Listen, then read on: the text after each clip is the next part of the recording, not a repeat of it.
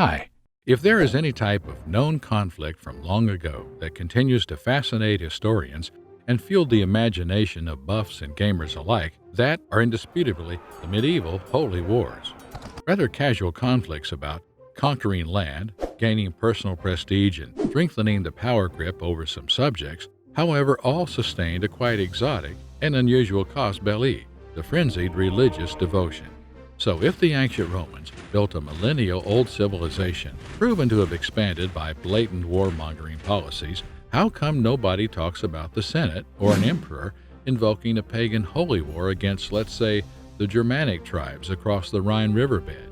First of all, it must be pointed out that the intrinsic nature of traditional Roman spirituality was completely opposed to the mysterious religions that would later spread throughout the Mediterranean coastline during the 3rd century, such as Christianity or Mithraism. Thus, while Abrahamic faiths have always been based on the premise of the existence of a single, all-powerful, all-seeing, and all-knowing God, who cannot be doubted under any circumstances, and in whose disciples, the mortals, lies the responsibility to follow an intricate right path, ancient Roman traditions were founded under much more mundane and way less apocalyptic assumptions. The everyday religious experience of the average Roman citizen was oriented toward the immediate well-being of the individual, the family, and the community in a purely pragmatic way. Someone would not pray to gather answers about existential dreads, but to get good results in workaday challenges, like having good luck in business, avoiding storms during a long sea voyage,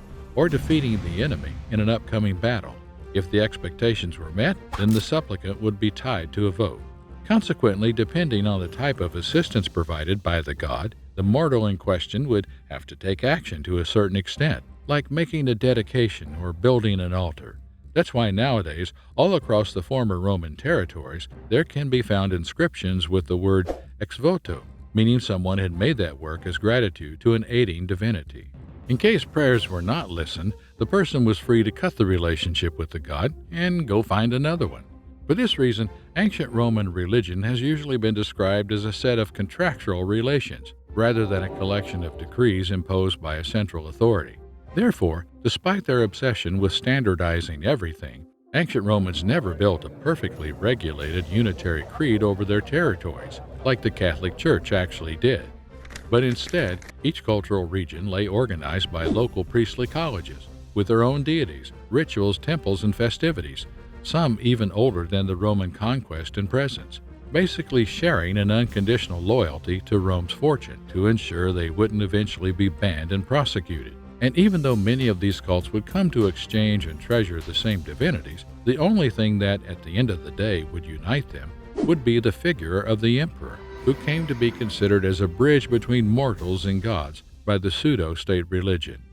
In conclusion, although ancient Romans were incredibly superstitious, it's pretty unlikely that any high command would ever have considered to invoke holy purposes as the main rationale to launch a campaign, since in times of the difficult days of the Republic, the Italian peninsula was surrounded by other warring states or tribes, being enough of an excuse to raise ephemeral citizen armies. And during the Empire, the full might of the legions was composed by professional soldiers who wouldn't have asked much questions, but just to be well fed and well equipped for their job, and of course to be paid on time.